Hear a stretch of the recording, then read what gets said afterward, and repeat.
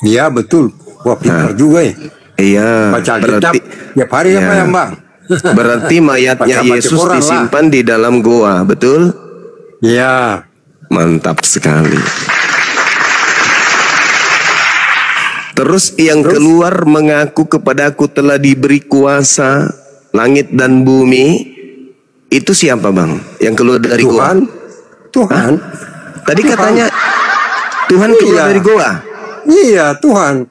Tuhan Keluar yang dari goa, Tuhannya. Beda dengan Tuhan dari gua Hira. Tadi Tahu Anda nggak? mengatakan Nah, bahwa yang keluar Tuhan dari kita goa itu setan. Tuhan dari Allah Bapa. Yang mana yang betul Tuhan ini? dari Allah SWT yang baru diciptakan oleh Warakabinova pada abad ke-7. Beda. Nggak bisa diajak diskusi baik-baik ternyata. Saya tanya, Anda mengatakan ada yang keluar dari goa itu adalah setan. Iya. Oke. Yang keluar dari goa itu kan makhluk yang mengatakan kepadaku telah diberi kuasa. Kan gitu, betul? Siapa itu? Ya iblis kan? Ya siapa itu? Ya itulah Yesus yang kau sembah. Oh gitu, ya ya. Izinkan saya mengurai, boleh? Boleh? Saya urai boleh? Boleh. Iya, iya.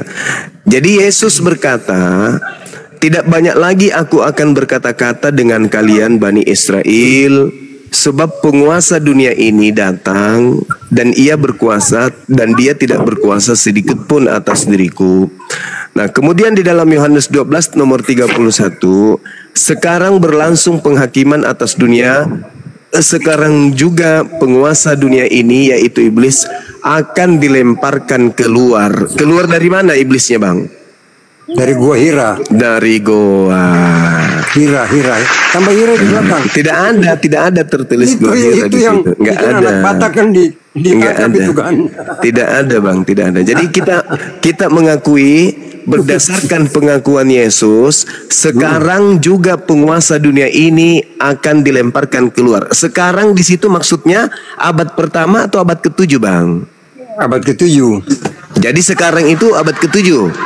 Ya. Jadi Yesus Kan dari berbicara belakang pada tuh. saat itu abad ke-7. Iya, kan dari belakang tuh yang Iya, yang jadi Allah dari Yesus belakang di yang situ. bilang.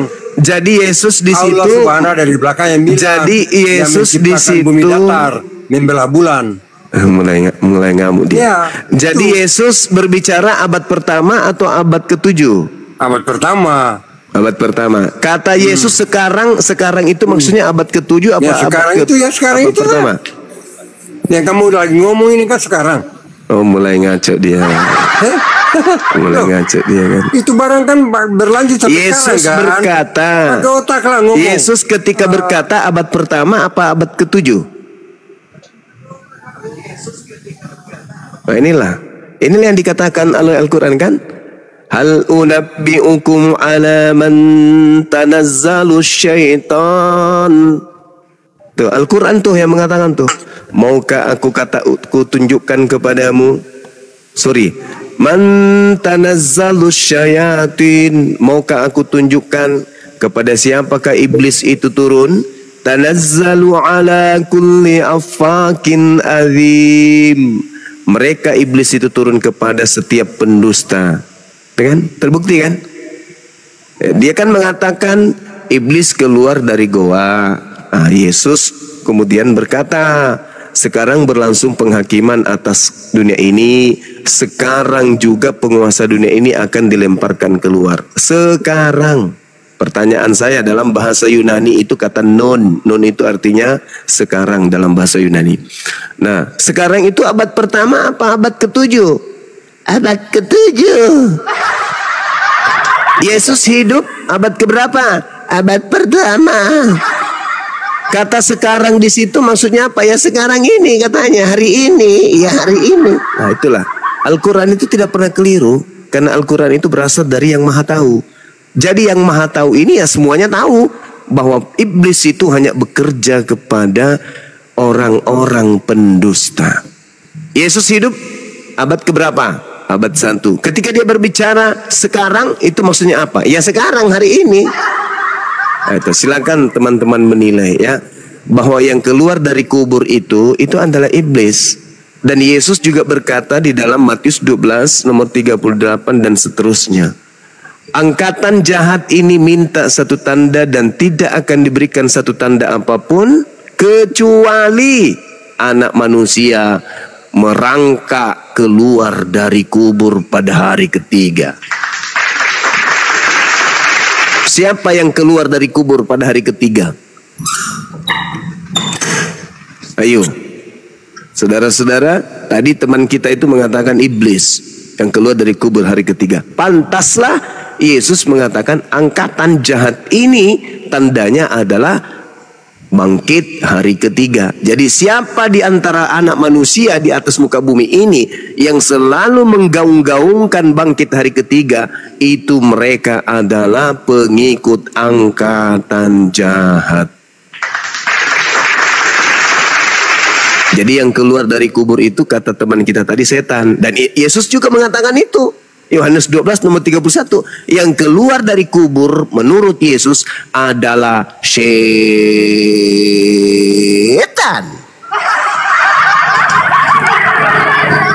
Wa iyaduna illa syaitanam marida. Yang orang kafir sembah itu tak lain hanyalah iblis yang durhaka. Kenapa mereka menganggap diri mereka ini orang benar? Orang suci lah, anak-anak Tuhan lah, orang-orang diberkati. Kenapa? Ya karena mereka dalam pengaruh. Pengaruh siapa? Pengaruh etang. Pengaruh penyecat. Penyecat atau penyecat? Pengaruhnya itu. Benar yang dikatakan oleh guru saya tadi, Bang Blender. Bahwasanya ketika engkau makan hari ini juga, engkau akan mati hari ini juga. Tetapi iblisnya mengatakan, oh enggak kok. Kalau kau makan, kau hidup yang kekal. Kata iblisnya kan gitu. Yesus berkata, jangan kau makan babi, itu haram. Iblisnya mengatakan, enggak kok, itu udah halal. Tuhan mengatakan dalam Ulangan 27 nomor 26, terkutuklah orang yang tidak melakukan hukum Taurat dengan perbuatan. Iblisnya mengatakan, aku tidak kok. Kita udah dibebaskan dari kutuk hukum Taurat kok. Dengan matinya Kristus, keluarnya Kristus dari kubur, itu tandanya kita sudah dibebaskan dari kutuk hukum Taurat. Selalu aja bertentangan. Kuduskanlah hari Sabat. Oh enggak kok, itu dulu. Sekarang hari Minggu. Iblis kayak gitu cara kerjanya tuh. Selalu membolak-balikkan kemudian. Makanya di dalam Matius 15, Yesus Matius 7 nomor 15. Matius 7 nomor 15. Matius 15. Yesus berkata di sana, jelas sekali dia mengatakan, apabila si pembinasa keji duduk di tempat yang kudus seperti yang dinubuatkan oleh Nabi Daniel. Apa yang dinubuatkan oleh Nabi Daniel terhadap pembinasa keji ini? Pembinasa keji ini akan memutarbalikkan firman Tuhan. Itu pekerjaannya tuh. Nah, coba kita lihat. Kita urai. Ketika Allah mengatakan ketika kamu makan hari ini juga maka kau akan mati. Adam makan, mati enggak? Enggak. Tapi yang mati apa? Imannya, kepercayaannya, akalnya yang mati. Artinya kalau hari ini ada orang yang mengatakan hukum Tuhan itu adalah sampah, mereka berhasil dimatikan. Apanya yang mati? Akalnya. Adam akalnya yang mati. Hawa akalnya yang mati. Bukan jasadnya. Nah, sang pembinasa keji ini yang dibunuh bukan jasad saja. Tapi yang dibunuh adalah akal manusia. Mau enggak saudara-saudara mendengarkan dalil di suratnya Paulus bahwa Paulus itu mematikan akal manusia? Mau enggak? Mau enggak? Mau enggak? Paulus mematikan akal manusia, akal Kristen. Mau, Paman. Mau. Jadi kalau kita lihat di dalam kitabnya orang Kristen, saya bacakan ya. 1 Korintus 1 nomor 19. Aku menghilangkan kecerdasan orang-orang terpelajar dan kemampuan berpikir cerdas akan aku lenyapkan. Saya ulang, dikatakan di data itu Apolomi Sophia Sophos Kai Senesis Senesus Ateteo. Aku akan menghilangkan kecerdasan manusia terpelajar dan kemampuan berpikir cerdas akan aku lenyapkan. Itulah hebatnya. Jadi iblis mematikan akal manusia. Kenapa? Satu-satunya serpihan cahaya yang Tuhan berikan kepada manusia agar manusia itu mampu menaklukkan alam semesta ini, agar manusia itu mampu kemudian menguasai alam semesta ini, agar manusia itu bebas dari golongan hewan, agar manusia itu berbeda dengan hewan, maka serpihannya adalah akal. Ketika akal dimatikan, maka manusia hanyalah tinggal jasad, hidupnya tak ubahnya lebih hina dari binatang. Ulaika hum syarrul bariyah. Orang-orang ini yang mati akalnya lebih buruk daripada binatang.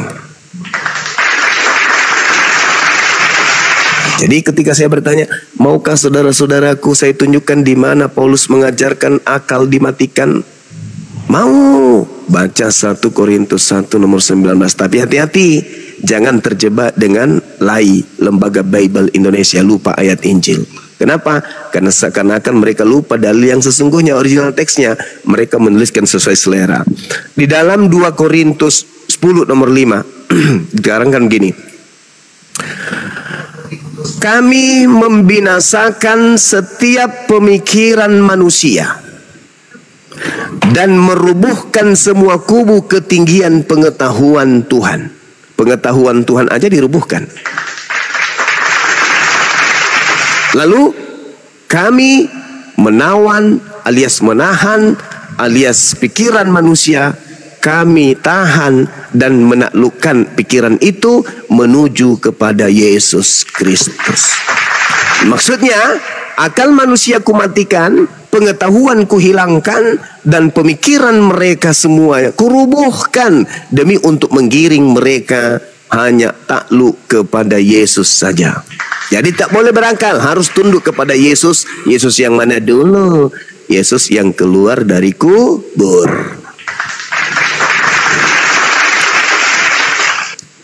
Andai saja saudara Kristen ini mau jujur berdiskusi kayak saudara Suki ini ya.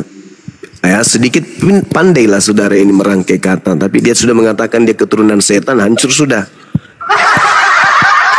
Dia mengatakan Kristen itu keturunan setan, ya udahlah mampus sana, apalagi yang mau didiskusikan? Tak ada lagi kan, kalian anak-anak setan menurut saudara Suki. Dan memang Yesus berkata demikian di dalam Yohanes 8. Pede pula tuh Bang Suki nunjukkan dalil itu. Padahal dalil itu mengatakan bahwa salib itu adalah karya anak-anak setan. Apa nggak pegal bibir ini tertawa melihat orang-orang Kristen ini kalau berdiskusi, berargumentasi? Yohanes 8 itu menjelaskan kalau yang ingin menyalibkan Yesus dan yang panen dari penyaliban itu hanya anak-anak setan. Yang mau menyalib itu adalah anak setan. Dan jadi yang menerima salib adalah saudara-saudaranya setan. Wa ikhwanuhum yamuddunahum fil gayyi tsumma la yuqsirun. Saudara setan adalah orang-orang kafir, di mana orang kafir itu adalah penolong-penolong setan di dalam mendurhakai pencipta langit dan bumi. Kedurhakaan setan kepada pencipta langit dan bumi tidak sempurna tanpa bantuan saudara-saudaranya orang kafir. Itu Al-Quran yang menerangkan itu. Wa ikhwanuhum yamuddunahum fil gayyi tsumma la yuqsirun. Bukan sepupunya setan, bukan. Saudara-saudaranya. Kalau sepupu itu masih mending. Ini saudaranya. Wa ikhwanuhum, saudaranya. Pembantu-pembantunya itu setan. Jadi yang menggaungkan kemudian penyaliban itu menggaungkan karya setan. Makanya Al-Quran mengatakan apa? Yang disalib adalah yang membenci pencipta. Ulangan juga mengatakan hal yang sama. Kitabnya orang Yahudi juga mengatakan hal yang sama. Yang disalib itu adalah orang yang dikutuk oleh Tuhan. Bahkan Paulus pun mengatakan Kristus telah menjadi kutuk. Jadi yang kalian sembah itu adalah makhluk terkutuk. Itu dalil. Itu dalil. Jadi kalau saudara Suki mengatakan Kristen itu adalah anak-anak setan, ya oke, mana lagi? Memang itu betul. Karena mereka percaya dan mereka menerima salib. Salib itu adalah simbol yang menjadikan Allah itu murka. Amsal 6 nomor 16. 6 perkara yang dibenci oleh Tuhan, bahkan 7 kekejian di dalam hatinya, yaitu menumpahkan darah orang yang tidak bersalah. Yesus ditombak, ditumpahkan darahnya, berarti yang menombaknya ini adalah orang yang dikutuk, dan perbuatan mereka adalah membangkitkan kekejian dan kemarahan Tuhan. Berarti penyaliban terhadap Yesus adalah kemurkaan dan kemarahan Tuhan. Itu. Nah, kalian menerima karya kemarahan Tuhan. Kalian anak-anak angkara murka. Makanya di dalam Al-Quran kalian disebut kafir. Innal ladzina kafaru min ahlil kitabi wal musyrikina fi nari jahannam khalidina fiha ulaika hum syarrul bariyah. Orang-orang kafir itu penghuni neraka, kekal di dalamnya. Mereka adalah seburuk-buruknya makhluk. Berarti kalian lebih buruk daripada babi, lebih buruk daripada anjing. Dan itu diakui oleh saudara Suki dengan mengatakan Kristen anak-anak setan. Babi bukan anak setan, anjing bukan anak setan. Lah kalian anak setan. Kalian sendiri yang kejebak dengan itu. Saya berbicara berdasarkan argumentasi Anda lebih dulu, bahwa kalian itu adalah anak-anak setan. Ih, najis terlala-terlili dah. Beruntunglah orang-orang yang berpikir, yang berhenti jadi anak-anak setan, meninggalkan ajaran tersebut, lalu menuju kepada menjadi kekasih-kekasih Allah, yang orang-orang yang dicintai oleh Allah. Ya, saya kira begitu teman, karena sudah ada noise ini. Silakan.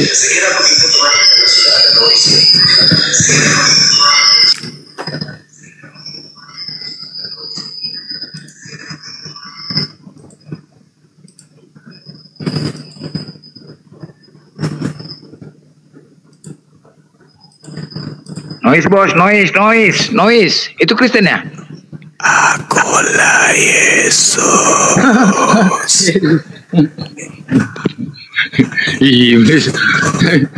GM, siapa namanya itu? Nggak nampak. Oh, siapa namanya itu? Nathan.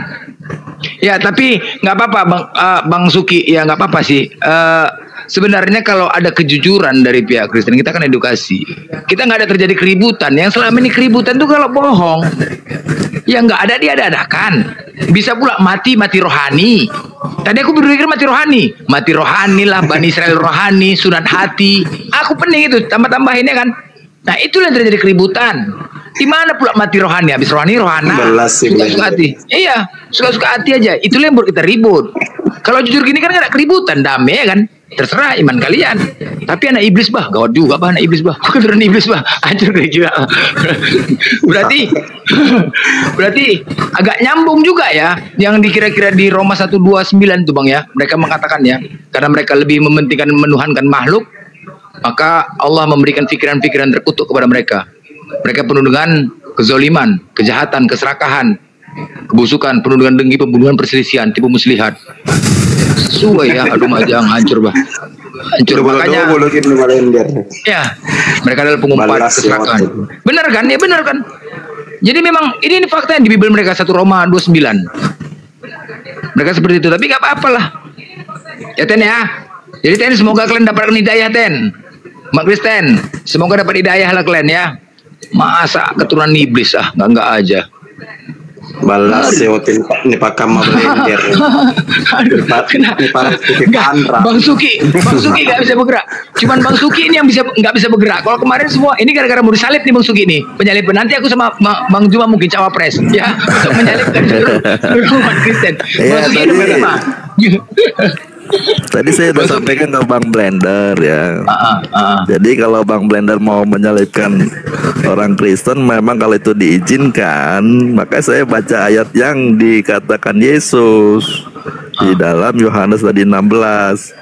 Jadi begini ya, biar didengar teman yang lain nih. Iya. Semuanya ini kukatakan kepadamu supaya kamu jangan kecewa dan menolak aku.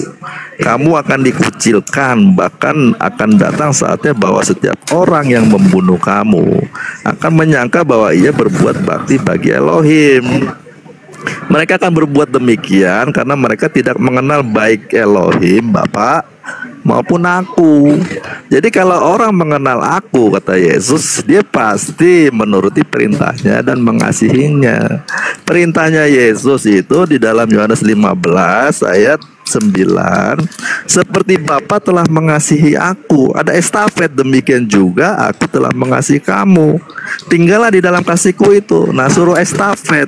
Jikalau kamu menuruti perintahku, kamu akan tinggal di dalam kasihku, seperti aku menuruti perintah Bapakku dan tinggal di dalam kasihnya. Nah, kalau kita tinggal di dalam kasihnya, kita tidak lagi menjadi anak iblis. Karena memang kita keturunan dari iblis. Menurut 1 Yohanes 3 ayat 10. Inilah tandanya anak-anak Elohim dan anak-anak iblis. Anak iblis itu ya. Tahan dulu Bang, saya sapa tamu dulu ya. Kalau ada tamu saya sapa dulu Bang. Bang Vicky, selamat siang. Assalamualaikum warahmatullahi wabarakatuh. Waalaikumsalam warahmatullahi wabarakatuh. Nggak takutnya nge-report Bang Suki? Iya. Oh iya. Sapa. Iya, silakan lanjut. Ya itu. Nah, sekarang saya mau menjelaskan di Yohanes 17 ayat 3 ya, supaya didengar teman-teman yang lain ya, mungkin belum pernah mendengar penjelasan seperti ini. Inilah hidup yang kekal itu, yaitu bahwa mereka mengenal Engkau satu-satunya Elohim yang benar dan mengenal Yesus Kristus yang telah Engkau utus. Kalau kita hanya baca satu ayat ini, seolah-olah kalau kita sudah mengenal dalam pengertian tahu, kita percaya Tuhan itu Esa, satu, yaitu hanya Bapa, dan mengenal Yesus hanya utusan, hanya seperti ini, lalu memperoleh hidup kekal. Menurut saya belum mengerti secara mendalam. Sebab saya akan coba bacakan ke sini. Hosea, di dalam Hosea, mana dia nih? Hosea. Nah, Hosea 4 ayat 6.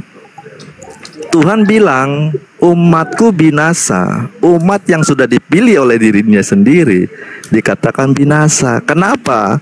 Ayat 1 dan 2-nya mengatakan dengarkanlah firman Tuhan, hai orang Israel, sebab Tuhan mempunyai perkara dengan penduduk negeri ini, sebab tidak ada kesetiaan dan tidak ada kasih dan tidak ada pengenalan akan Elohim di negeri ini.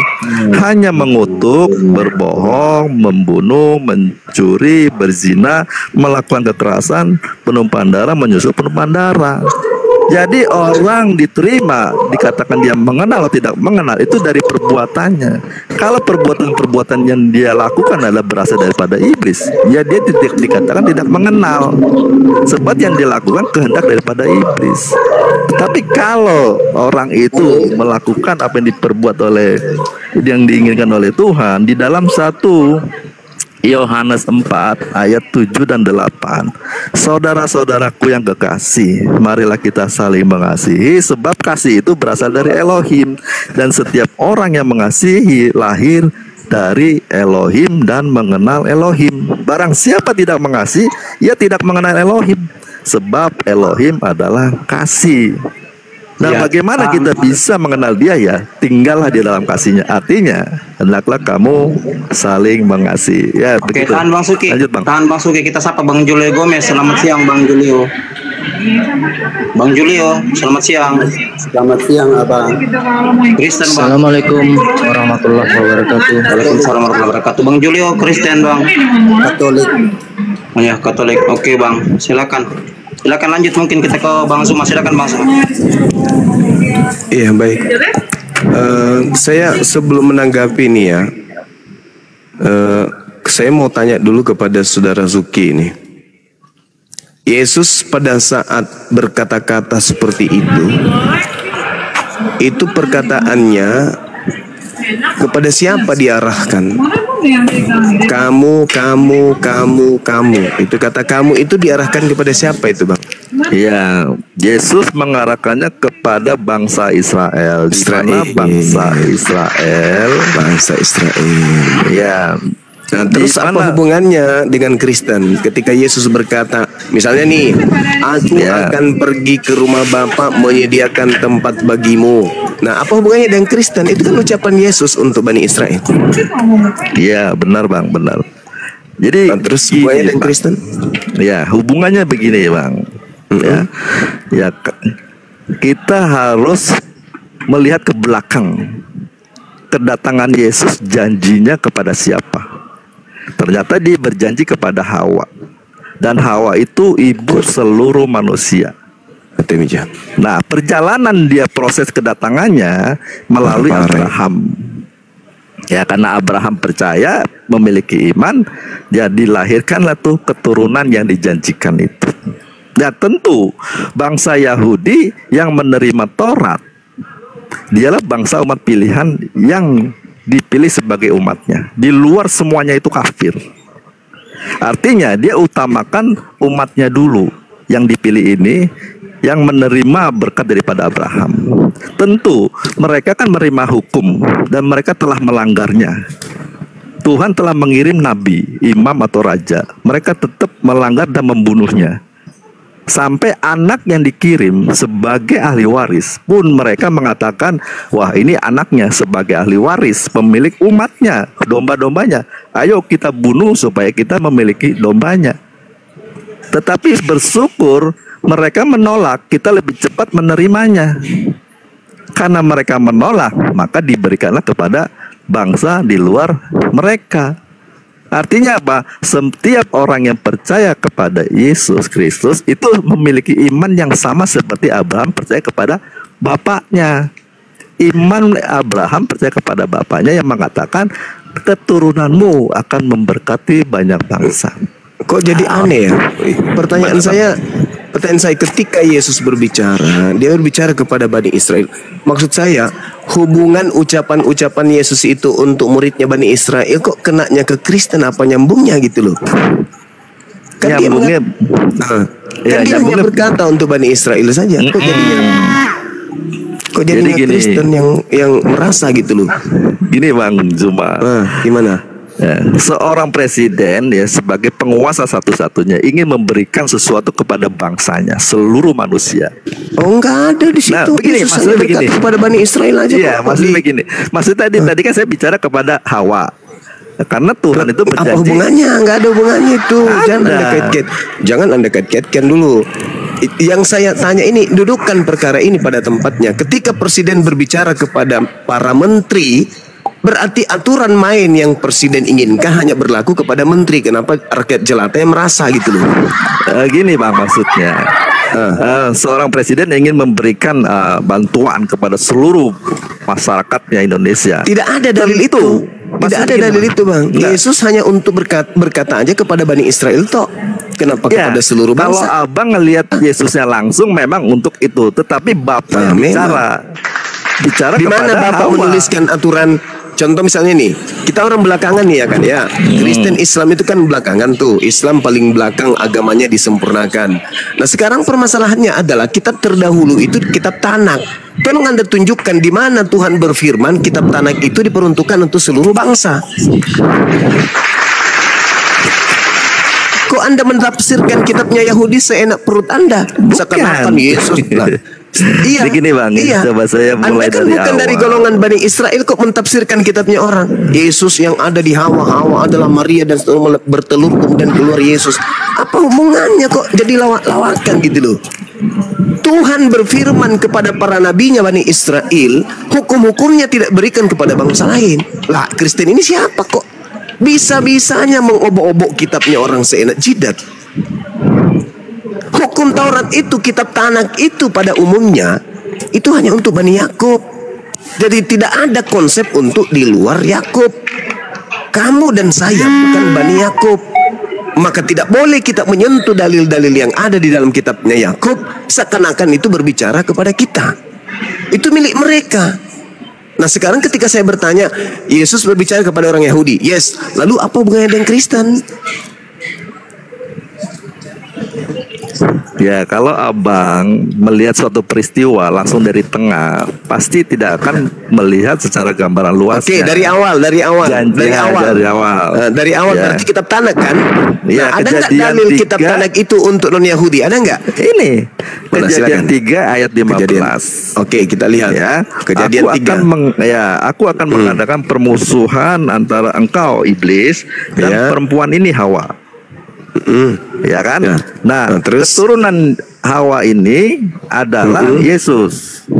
Nah, kenapa loncat ke situ? Alamak, inilah orang Kristen ya, seenak perut menciptakan karya sendiri demi untuk menjual Tuhan yang berupa roh bertanduk 7 bermata 7 itu. Ini berbicara mengenai anaknya Hawa.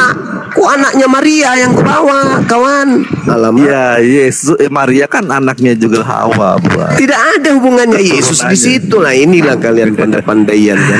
Bukan pandai, semua kan kita keturunan dari Adam dan Hawa. Yesus, Cak Kangkung. Kejadian 3 nomor 15 ini berbicara mengenai anaknya Adam. Anaknya Adam itu anaknya Hawa, bukan anaknya Maria. Alamak. Kalau abang anak siapa? Kehancuran Kristen itu di situ karena pandai berdusta. Itulah Al-Quran saya katakan. Hal aduwukum. Itu Al-Quran. Maukah kamu kutunjukkan kepada siapa setan itu bekerja? Setan itu bekerja kepada para pendusta. Kejadian 3:15 itu berbicara Hawa, bukan berbicara Maria. Ayo jujur bang. Ini berbicara Hawa atau berbicara Maria bang?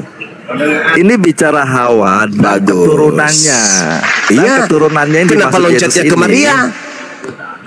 Itu nggak masalah, memang Maria juga turun dari Hawa. Iya, tapi kan Hawa itu Anda mentafsirkan bebas kitabnya orang. Tidak boleh. Demi untuk menjual roh halus yang datang mengaku Yesus Kristus, Anda rela kemudian menodai kitabnya agama Yahudi dengan mengatakan yang dimaksud di situ adalah Yesus. Alamak. Nah, karena begini Bang Yuma, karena mereka itu orang Yahudi, khususnya imam kepalanya adalah keturunan ular, makanya tidak akan menerima dari keturunan Hawa ini. Yesus, salah Anda. Ya kan? Yang keturunan yang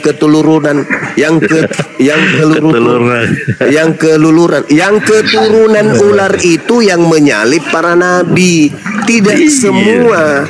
Coba Anda lihat di dalam Matius 23 nomor 36 yang menjadi keturunan ular-ular, keturunan ketularan bang, yang menjadi ketularan ular itu adalah yang membunuh dan yang menyalib nabi-nabi. Makanya Yesus mengatakan, bagaimana mungkin kalian akan membebaskan diri kalian dari neraka? Sebab sebagian dari nabi kalian bunuh, kalian salibkan. Jadi yang menyalibkan kemudian nabi-nabi itu tidak bisa lolos dari neraka, kata Yesus. Jadi yang disebut keturunan ular adalah yang menyalib nabi. Tidak semua Bani Israel, saudara. Jangan Anda ratakan semua. Ya memang tidak semua, tetapi mewakilinya adalah imam-imam kepala itu, orang-orang ya. Lah, kalau tidak ada imam kepala, Imam Kayafas, Yesus itu tidak ada rencana pembunuhan loh. Justru karena adanya imam kepala Kayafas, makanya ada rencana pembunuhan Yesus. Kalau tidak ada imam Kayafas, tidak ada pembunuhan terhadap Yesus. Kalian tidak punya Tuhan. Kalau Yesus tidak dinubuatkan oleh Kayafas untuk disalib. Untuk apa Yesus dibunuh menurut imam kepala? Untuk membebaskan Bani Israel dari perbudakan, dari penjajahan, dari perampasan harta dan bangsa dari bangsa Roma. Yohanes 11 nomor 45 sampai nomor 57. Seperti itu kawan. Jadi di sini kesalahan fatal yang saudara lakukan ketika Anda mentafsirkan kitab Kejadian 3 nomor 15, keturunanmu bermusuhan dengan keturunannya, seakan-akan yang dimaksud di situ adalah Yesus. Itu kekeliruan, itu kebohongan yang dianggap sebagai sebuah kebenaran. Begitu saudara. Ya, sebab di dalam Kejadian 3 ayat 15-nya, keturunan yang dapat meremukkan kepala si ular itu hanya Yesus. Oh salah, justru kalau Anda memaksakan Yesus itu yang mati di atas tiang salib, justru dia yang dibonyokin sama setan. Mari saya buktikan. Apakah iblis berhasil mencoba Yesus langsung? Tidak bisa. Tidak bisa iblis mencoba Yesus langsung. Maka iblis mengambil tindakan serong kiri. Apa itu serong kiri? Dia masuk kemudian ke dalam tubuh Yudas untuk menghancurkan Yesus. Berhasil nggak? Berhasil. Yesus yang dibalbalin sama iblis, bukan iblis yang dibalbalin sama Yesus. Itulah makanya umat Islam datang mensucikan Yesus dari sangkaan Kristen bahwa Yesus mati dibunuh. Kalau Yesus berhasil dibunuh oleh iblis, berarti iblis berhasil menginjak kepala Yesus, semuanya. Nah, sekarang apa buktinya? Apa buktinya Yesus kemudian meremukkan tumitnya iblis? Bukankah tumitnya dia yang dipaku malah? Iya benar Bang. Jadi gini, saya boleh jelaskan dari awal nih Bang. Silakan. Kenapa Yesus harus dibunuh ya? Kenapa begitu? Saya baca Amsal Bang ya. Kenapa larinya ke situ Cak Ayu? Kalau Anda menggunakan Amsal, berarti imam kepala Mahkamah Agama. Anda tahu nggak orang-orang Farisi itu? Orang Farisi itu adalah ahli tafsir. Orang-orang Farisi itu orang yang memiliki strata tertinggi di dalam kajian-kajian kitab Tanakh. Jangan ragukan itu. Sebelum Yesus lahir, mereka sudah punya lembaga-lembaga pendidikan yang valid, yang akurat dalam mentafsirkan kitab-kitab mereka. Coba Anda lihat di dalam Yohanes 11 nomor 45. Orang Yahudi, imam kepala, mahkamah agama, orang Farisi, 4 komponen terkuat di kalangan Bani Israel keturunan Yakub berkumpul untuk memutuskan perkara tentang Yesus. Apa yang mereka lakukan kemudian? Apa yang mereka entaskan dari mahkamah yang mereka buat pada saat itu? Yesus harus mati untuk bangsa Israel. Hanya Yesus yang bisa menyebabkan orang Roma tidak merampas tempat suci dan bangsa Israel. Untuk itulah mereka sepakat untuk membunuh Yesus, agar bangsa mereka dan tempat suci mereka tidak diambil oleh bangsa Israel. Tak ada hubungannya dengan Amsal, tidak ada hubungannya dengan Yesaya, tidak ada hubungannya dengan kitab Kejadian, dengan apa yang kalian katakan itu adalah nubuat. Enggak ada. Maka mulai tahun itu imam kepala kemudian bernubuat, Yesus harus mati untuk membebaskan agar bangsa Israel tidak dirampas oleh bangsa Romawi. Maka baca Yohanes 11 nomor 53. Mulai hari itu mereka sepakat membunuh Yesus untuk supaya bangsanya tidak dirampas oleh Romawi. Bukan karena dosa, bukan karena setan mau dihancurkan tumitnya, diremukkan kepalanya, bukan. Gak ada hubungannya itu. Nanti muncul Kristen yang kemudian didirikan oleh Yesus yang diduga palsu ini, barulah kemudian mengutip-ngutip noise-nya minta ampun. Ini si Bedu ini diturunkan aja dari tadi kok dia mengganggu kali. Nggak ada penggunanya di atas, disuruh bikin kopi malah bikin teh. Iya, disuruh pegang celana malah dia pegang rok. Ngapain dia di atas? Jadi seperti itu saudara. Tidak ada hubungannya antara Kristen hanya membentuk sebuah paragraf atau kerangka berpikir, di mana kerangka itu dihasilkan dari kitabnya orang Yahudi, cocokologi, asumsikologi, tipu-tipukologi, tolologi ujung-ujungnya. Kenapa? Karena tidak ada hubungannya antara kitabnya Yahudi dengan Kristen. Mereka hanya mencocok-cocokkan saja. Makanya perjanjian lama itu meninggalkan kemudian perjanjian lama, meninggalkan kemudian cangkangnya yang kitabnya orang Yahudi. Cakupan daripada kitabnya orang Yahudi, kitab Tanakh itu tertinggal dan masuk ke dalam ranah pemahaman orang-orang Roma, sehingga revisi-revisi yang terjadi terhadap perjanjian lama hingga klop dengan perjanjian baru. Makanya orang Yahudi tidak mengakui perjanjian lama. Dan orang Yahudi tidak pernah percaya kepada perjanjian lama. Kenapa? Karena orang Yahudi tahu bahwa perjanjian lama itu sudah meninggalkan aslinya, menuju kepada nuansa dan rasa ajaran paganisme Romawi Yunani. Itu seperti itu kawan. Jadi maaf Bang Zuma, bukannya kebalik, Yahudi itu tidak terima. Tidak terima apa? Dia tidak terima kekristenan. Ya memang, karena Kristen itu adalah sekte bidat. Iya. Kristen itu dianggap bidat, Abu Dasarah. dianggap sebagai ajaran yang di luar daripada ajaran para nabi. Kalian harusnya malu itu. Nah, tapi di An-Nahl 64 Muhammad menjelaskan Apa hubungannya? Apa? An-Nahl Ada apa hubungannya kemudian? Rasulullah menjelaskan apa yang diperselisihkan tuh di situ. Yang apa yang diperselisihkan kemudian Yahudi dengan Kristen? Iya. Apa yang diperselisihkan? Yesus itu Allah, Yesus anak Allah, hari Sabtu, An-Nahl 124. Di mana orang Yahudi ribut dengan orang Kristen? Coba tunjukkan dalilnya. Iya, dari Yesus ada aja kan itu sudah jadi keributan kan? Dia menyamakan dirinya dengan Allah, dia mengaku tidak ada Yesus ingin menyamakan dirinya dengan Allah. Di situ Yesus klarifikasi Yohanes 10 nomor 34, nomor 35, 36. Bukankah di dalam kitab Tauratmu Keluaran 7 nomor 1, siapapun yang diserahi tugas untuk menyampaikan firman maka dia adalah Allah. Rabi-rabi pengen menyalibkan. Rabi-rabi ingin menyalibkan Yesus karena rabi-rabi tidak ingin bangsanya dirampas oleh Roma. Karena ajaran agamanya.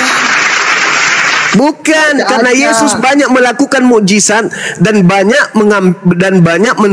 menimbulkan rasa simpati orang Yahudi sehingga orang Yahudi itu percaya kepada Yesus, dan imam-imam kepala mahkamah agama orang Farisi ahli Taurat takut kalau itu sampai terjadi terus-menerus maka bangsa Yahudi akan dirampas oleh Roma. Kenapa? Karena kalau orang percaya kepada Yesus tak ada lagi orang yang membayar upeti kepada bangsa Roma. Paham? Bukan.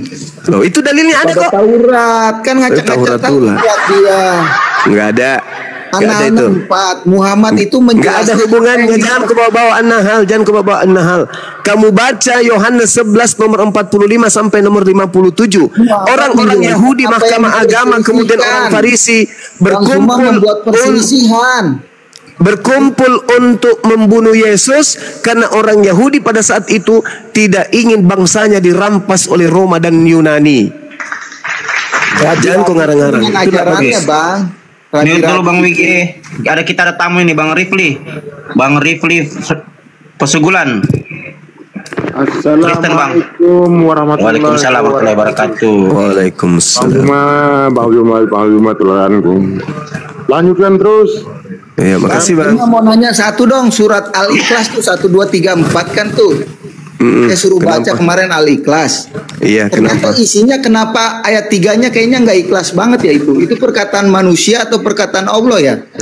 Nah, inilah nggak boleh menyinggung sembahan agama lain katanya tuh kan. Nah di situ saya bacakan sama Bu, saya bacakan. Diam, saya bacakan. A'udzubillahi minasyaitonirrajim. Qul huwallahu ahad. Katakanlah pencipta langit dan bumi itu satu. Itu Anda setuju nggak? Pencipta langit dan bumi itu satu. Setuju nggak? Setuju. Allahus Samad. Pencipta langit dan bumi itu adalah tempat bergantungnya segala sesuatu. Setuju nggak? Setuju. Lam yalid wa lam yulad. Pencipta langit dan bumi itu tidak beranak dan tidak diperanakkan. Setuju nggak? Nggak setuju. Itu perkataan nggak jelas. Ya itu kan nggak sering itu syirik. Kenapa? Jadi Anda ingin mengatakan bahwa Tuhan pencipta langit dan bumi itu beranak? Iya, Al-Zukhruf 81.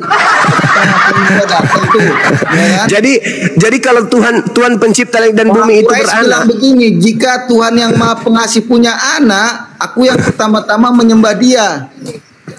Jadi menurut saudara pencipta langit dan bumi itu punya anak? Iya kan, tinggal pengertiannya. Berarti aja. punya cucu. Pengertiannya aja. Ya. Ini lam yalid wa lam yulad. Tuhan tidak beranak dan tidak diperanakkan. Apakah Anda setuju? Kan Tuhan main sulap, Bang. Nggak beranak secara daging, diperanak oleh roh. Jangan kau bawa ke agama pagan dulu. Jangan kau bawa ke agama pagan dulu. Jangan kau bawa ke agama pagan. Jangan kau bawa ke pagan. Saya tanya, apakah Anda setuju pencipta langit dan bumi itu tidak beranak dan tidak diperanakkan? Setuju tidak? Bang, itu ketika Yesus dibaptis dia kan bilang begini, inilah. Saya tidak tanya agama pagan, saya bertanya tentang Al-Quran surah Al-Ikhlas. Saya tidak bawa dalil pagan, Sama saya pagan bawa itu kan yang di Al-Quran. Mekah tuh, Bang. Makanya Muhammad saudara Gepeng, saya bertanya, setuju tidak pencipta alam semesta ini tidak diperanakkan? Konteksnya gimana dulu? Ya, dalilnya jelas. Pencipta itu. Kalau dia diperanakkan berarti itu masih satu atau sudah banyak? Inilah anak yang kukasihi kepadanya. Astagfirullahaladzim. Kenapa kau bawa agama pagan dalilnya? Ini al-ikhlas tuyul. Ini Muhammad menyiarkan Islam itu menyiarkan ya Allah ya Karim. masih sebagai Allah itu sebagai anak. Saya sedang membahas Al-Quran bukan agama. Agamamu ku bahas bukan surat kabar dari barat itu yang ku bahas. Ini Al-Quran. Iya.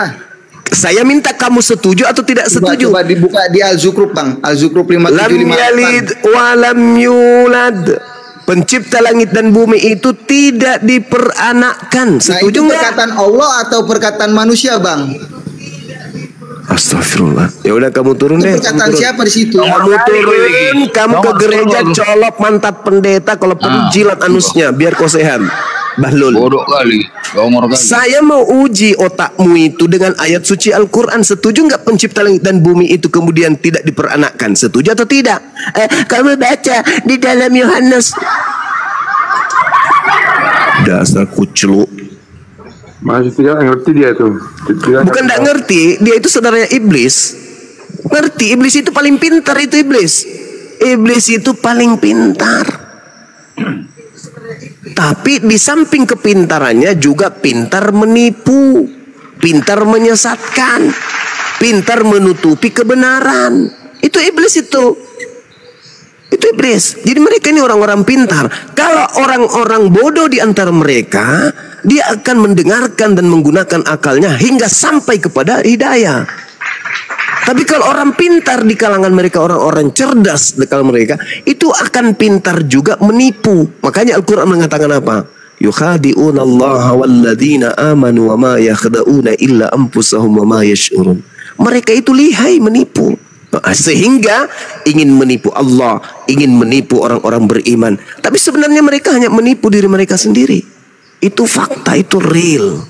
Jadi mereka ini orang-orang cerdas. Cerdas menipu, cerdas menyesatkan, cerdas licik-picik. Karena Al-Quran sudah menarasikan itu. Wa ikhwanuhum yamuddunahum fil gayyi tsumma la yukasirun. Tidak mungkin mereka orang ini bisa menjadi penolong setan kalau mereka tidak hebat dari setan. Mereka harus lebih hebat dari setan. Mereka harus lebih hebat. Karena mereka dipersenjatai biologis.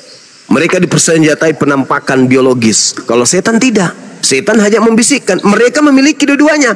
Bisa membisikkan dan bisa mempraktekkan. Kalau iblis tidak bisa mempraktekkan. Hanya membisikkan. Nah mereka ini bisa. Makanya dia dikatakan oleh Al-Quran. Ulaika hum syarrul bariyah. Mereka ini adalah makhluk yang lebih hina, lebih rendah daripada setan. Setan hanya membisikkan. Kalau dia tidak mempraktekkan langsung. Nah, seperti yang dia tadi katakan, lam yalid wa lam yulad. Apakah pencipta langit dan bumi ini diperanakkan? Tadi dia mengaku Tuhan itu satu kan? Kalau Tuhan diperanakkan berarti bukan satu lagi. Tuhan beranak, Tuhan ya Tuhan. Punya cucu ya cucu Tuhan. Tuhan juga enggak cucunya Tuhan ya Tuhan. Tadi dia mengatakan Tuhan itu satu, tapi dia katakan kemudian Tuhan beranak. Berarti Tuhan itu tidak satu, banyak Tuhan. Sama seperti manusia punya anak. Anak manusia, manusia kan? Cucu manusia, manusia kan? Kakeknya manusia itu manusia. Sama seperti kambing. Kambing melahirkan kambing. Kucing melahirkan kucing. Sapi melahirkan sapi. Ada berapa sapi? Banyak sapi. Satu Tuhan. Ketika Tuhan bisa beranak berarti banyak Tuhan. Kan kuclu.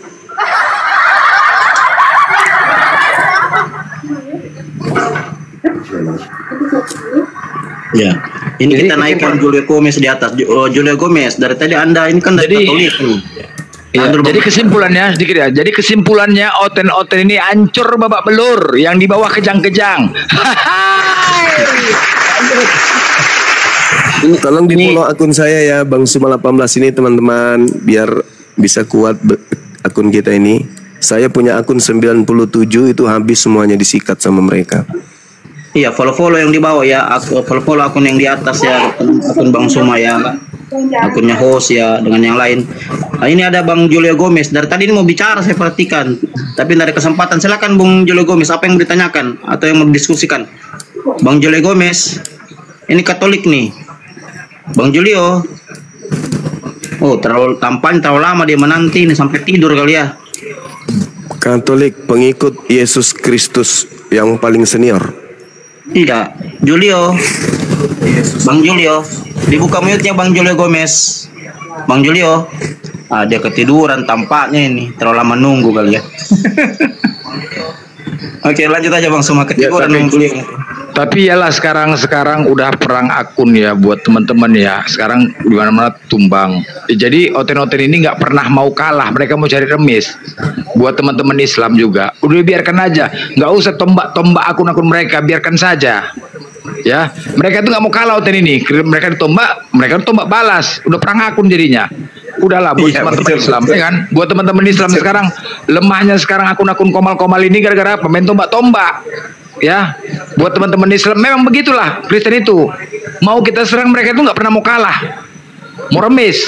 Kita tombak mereka, mereka pasti balas. Udah, biarkan saja. Udah gak enak lagi Kristen yang lain. Ya.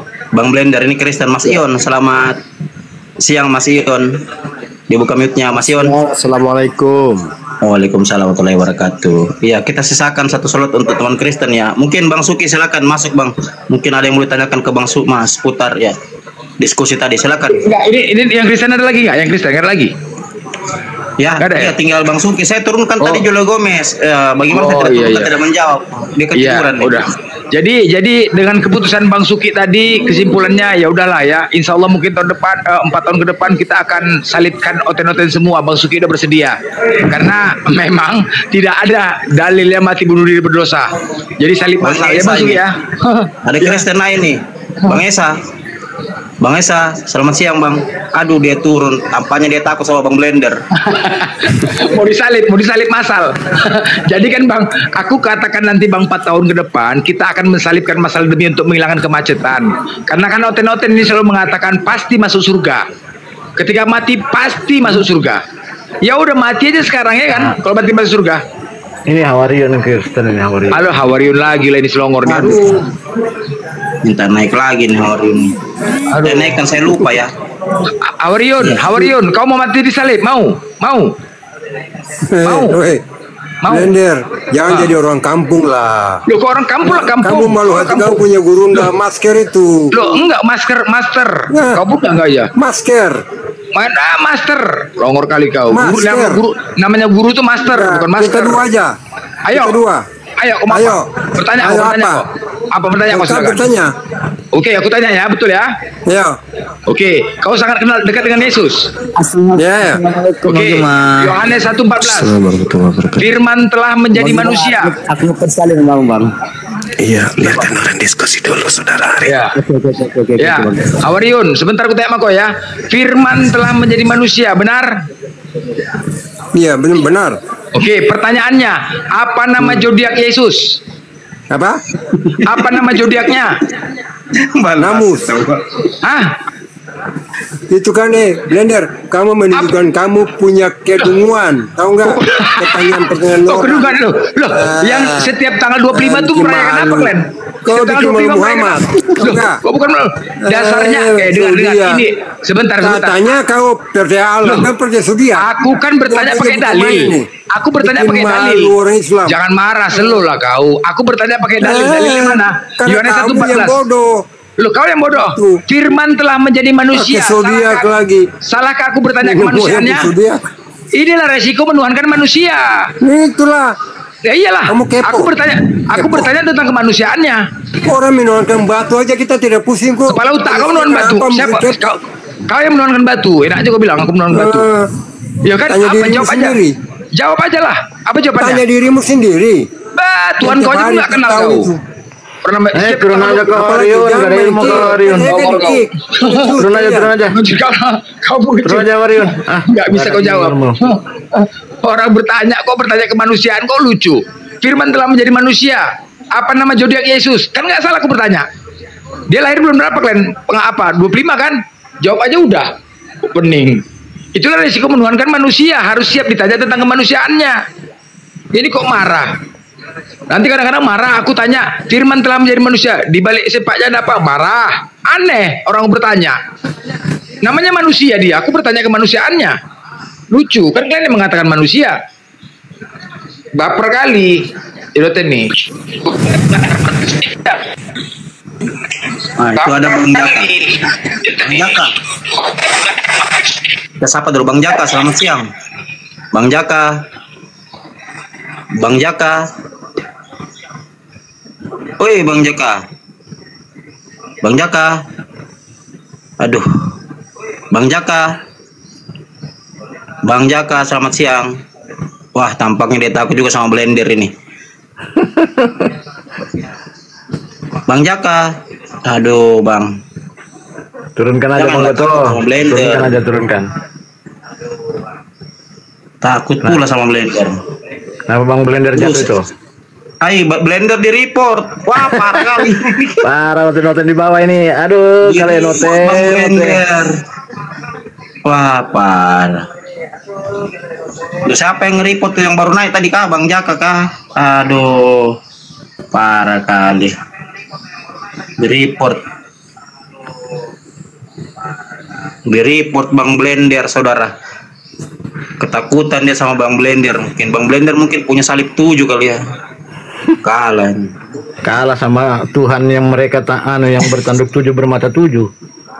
Iya betul. Kita sapa Mr. Hendra, Muhammad Hendra. Muhammad ini Mister, aduh saya kurang ngerti. M Hendra.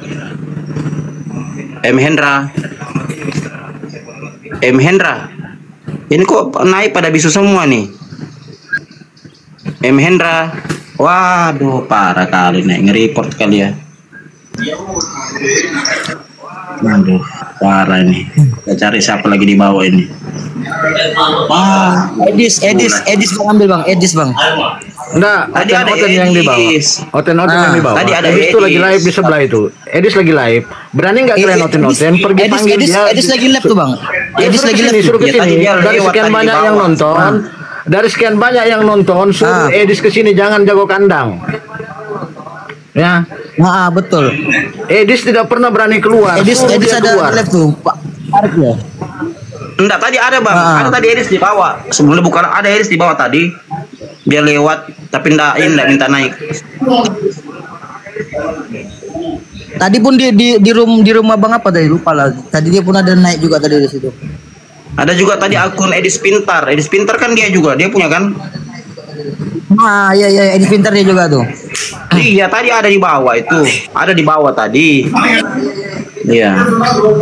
Lama juga disepertikan di bawah.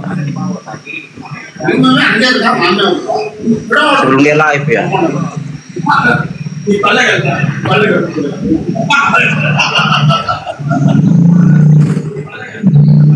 Kita coba jam Kristen dulu. Mana Kristen? Saya bingung. Saya sudah lupa. Terlalu banyak masalahnya.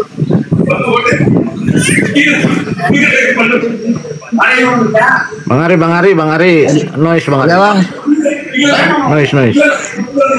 Ditutup dulu Bang Ari, noise.